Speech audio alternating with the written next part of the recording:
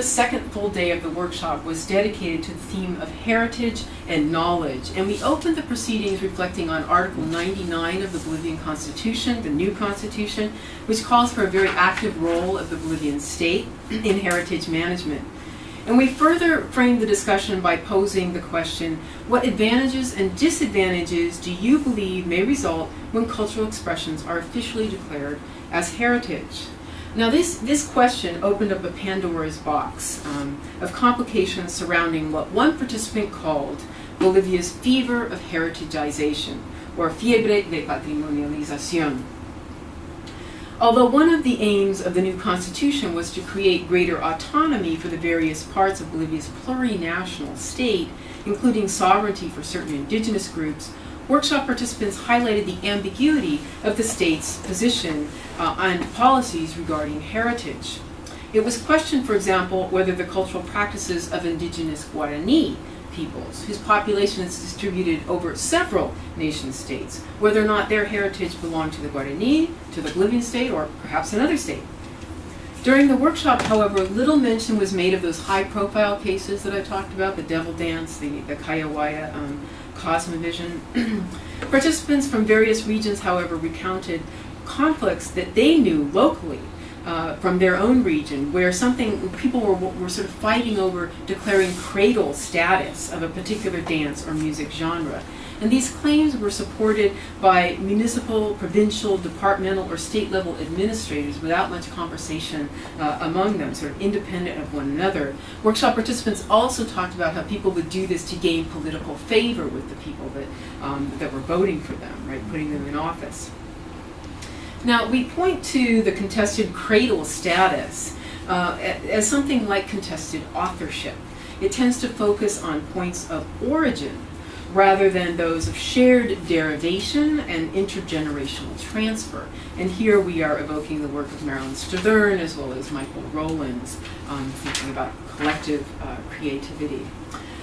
So, consensus formed around at the workshop around the identification of a serious concern. Communities were fighting over the possibility of moving cultural expressions into heritage classifications, and even talking about them in terms of patenting it like heritage, which just has this great alliteration in Spanish. Vamos a patentarlo como patrimonio. So workshop participants saw this fever as quite problematic. Some of them emphasized the conflict that this caused, and other people went even further and questioned the kind of property logic behind such enterprises. In the days immediately following the workshop, the organizing team wrote an op-ed style piece that asked Bolivians to consider taking a radical position of de-heritageization. These ideas were articulated as a response to this discussion at the workshop. The argument went something like this.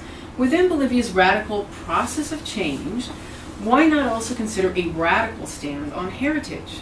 Many of the items falling under registration processes hardly need protection, preservation, or promotion. Things like Oruro's Carnival are vibrant social fields, made up of many different social relations, microeconomies, and religious beliefs that hardly run the risk of disappearing.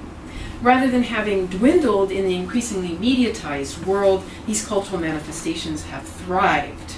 Additionally, some workshop participants had mentioned negative after effects of Carnival's registration, that is, squabbles over perceived subsequent competing registration processes. If Bolivia's cultural expressions are so varied and vibrant before registration, and if this bureaucratization of cultural expression is causing Bolivians to fight with neighbors within and beyond national borders, why not take a position against heritageization? Such a move might be more consistent with Bolivia's touted anti-neoliberal process of change and would capture international attention in a very different way, unlike the way it currently is focused on this kind of chauvinistic nationalism expressed in the ongoing feud with Peru over something like the national origin of the devil dance. Now, this piece was not published, but the ideas of it were shared with in other contexts. And we now turn to the second ethnographic encounter where that did come up as part of the discussion. So this is the meeting of the Departmental Council of Cultures. On the evening of July 24, 2012, Jimena Martinez, who had been a workshop participant, had arranged to have workshop organizers talk with this La Paz Departmental Council of Cultures. Martinez is an employee of the Ministry of Cultures, and she's heading up the unit of the Departmental Council of Cultures. As I told you, this is out of a new autonomy law since 2010. Right? After the president of the council touched on a few points and gave a brief introduction, we were asked to speak about some of the discussions that had come up at the workshop. Now, we haven't been giving much advance notice about the purposes of this meeting or the reason for our invitation to speak. And I'm talking of myself, Juan Carlos Cordero was also there, and Henry Stobart, and Phoebe Smolin was also there. Our discussion focused on these issues of heritage problems that came up. We introduced the idea of de-heritagization, and we also spoke about seeking a balance in intellectual property between users' rights and creators' rights. In response, we listened to impassioned, mixed, and even contradictory responses. And here I'm going to reconstruct from notes interventions by council members. So there was an actor, theater actor, who seemed quite peeved by our presence, and he minced no words in his intervention. He said, "It's not a bad thing that heritage becomes seen as property, but that doesn't happen here because they steal from us, because we don't know what is ours." Now, in what seemed like a response to our presentation that included a discussion of other case studies of indigenous peoples in the world looking to alternatives to intellectual property, protocols, things like that, the same actor said, "That might be what happens over there, but I have to publish with my own money. We need to dialogue with the context in which we live." Now, we're not sure if this reaction was aimed at the foreigners in the room, Stobart, Smolin, and myself, or against any alternative indigenous proposals that might come from outside Bolivia. Juan Carlos Cordero, the one Bolivian from the workshop who had come to this meeting, reminded the council that the current models of intellectual property and heritage were indeed coming from outside Bolivia.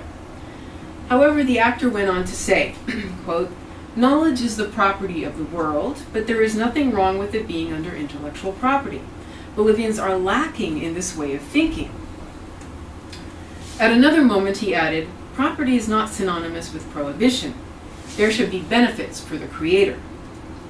Now, in our presentation, we raised the issue of the Guarani nationhood that had emerged in the workshop discussion and the questioning of Bolivian national borders that divided this indigenous nation.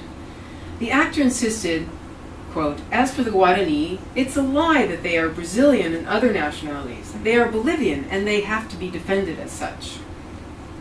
Furthermore, he critiqued the workshop's preliminary conclusions that call for a summit of cultures. He said, "There should be a summit of arts and cultures."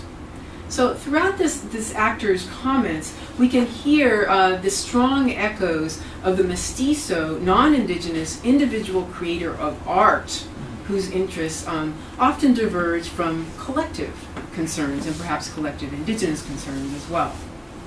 Now, Carmen, a dancer who I've known since the 1990s, she's been involved in folklore dancing, she's been involved in international contracts, dancing internationally in international tours, and she was equally unsettled by the workshop's suggestions. She said, quote, "I'm disappointed. In the dance world, they are taking our property, our culture. The ministry should take a wider view, ser más amplia. They complain about the movements when they say that the borders didn't exist before. They should be saying these things are Bolivian, like caporales. The problem is in the denomination. There are devil dancers in many countries. We need to do something like brand it for the country. It is our cultural capital. I have traveled to other places and I've seen people wearing the dress of the chola paseña." She's referring to the dress of women in La Paz. This would be a cholita paseña. "I have to correct them and say that this dress is not from Puno, Peru, but from La Paz, Bolivia." Of course, we're talking about regions that are very close together. Then she goes on and she says, "Others, like the Chileans, are taking care of their property. The problem is in the recognition of origin. The problem is the appropriation by other countries. What heritage do they have? Don't the Chileans have the Mapuche? Instead, Chile is doing things with our dances, and they are doing this through the media." Now we note here how under this folklorist perspective, indigenous peoples, and by extension their creative expressions, become literally national possessions. Here, as in the general Devil Wars, controversy, the visually presented, and even more specifically the clothes and the costumes seem to be the points of contention, rather than the sonorous musical accompaniments and dance steps. And in fact, as an aside, we know that musicians actually cross, musicians actually cross these borders all the time. If they get a contract to play for a fiesta on the other side of the border, they're going to go to work there. I mean, it doesn't concern the musicians. They'll play on both sides of the border. So, at this point, Juan Carlos Cordero from the workshop intervened, and he referenced an example of the empanada. Now, an empanada is a cheese or meat-filled pastry that you might eat at tea in Bolivia. If the empanada is part of Bolivian culture, how should Bolivians respond to demands to patent this culinary specialty? And Cordero was drawing on a recent positions as articulated at the workshop by one of the workshop participants, Wilson Ramirez. Wilson Ramirez is a man who owns a famous shop that sells these empanadas, Wistupiku, and he has shops now all over the country. At the workshop, Ramirez drew on his experience in radio and as an independent record producer, and he was one of the few participants in the workshop who favored a very aggressive intellectual property agenda, including patenting his empanadas. Okay? So Juan Carlos Cordero brought this up because he, on the other hand, he took a very different position from Wilson Ramirez, suggesting that Bolivia should backtrack 2.0 and consider if this is really the direction that we want to go. Now, the strongest voices at this council meeting were those of mestizos, or non-indigenous council members, representing the views of artists who work in folklore. At one point, however, an Aymara man by the name of Felipe intervened, saying the following: Tawantinsuyo, which is the reference to the Inca Empire, and I put the map up just to remind us of how far that extended, Tawantinsuyo, has been forgotten. I am Aymara, he says, and they have imposed this on us. The system is to blame. But then they call us Indian, then poor, then national sellout, vendepatria, a summit, a congress, but what is our identity? Now, Felipe's words, distant from the concerns of folklore workers who find themselves facing off the international folklore troops, he brought our conversation back to internal colonial relations and the question of discriminatory practices against those who might identify as indigenous before or at least as much as they identify as Bolivian. So after this meeting, we went outside and we were discussing what had happened in this meeting, and we commented about these overpowering voices that represent artists and their concerns, and particularly mestizos. We wondered if the Council of Cultures in other places was so skewed towards the interest of people who work in folklore, people who tend to be urban-based mestizos, and for whom different forms of indigeneity represent potential material to be nationally branded. The most prominently heard voices at this meeting called for precisely what the workshop participants had found problematic. They definitely wanted heritage to be property, and to be property of the Bolivian nation. The lone voice of the Aymara man reminded everyone of colonial impositions and the subsequent national boundaries that divided Tawantinsuyo. To him, the collective histories of discrimination were more important than the sense of ownership over cultural expressions. He was the only one who asked the "who are we" question, implicitly querying the nationalist umbrella that was supposed to cover everyone. Now we turn to our third ethnographic encounter, which we call Free Indigenous Heritage. I will take some of that water.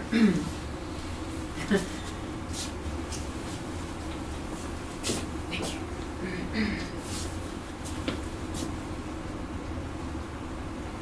So, if the story of the La Paz Council Culture Meeting leaves us seeing how indigenous Bolivian heritage is kind of hopelessly entangled with nationalism and with the economic futures of mestizo performing artists, we want to conclude with a digitally situated ethnographic encounter that resounds with multiple layers of indigeneity at work in Bolivian civil society.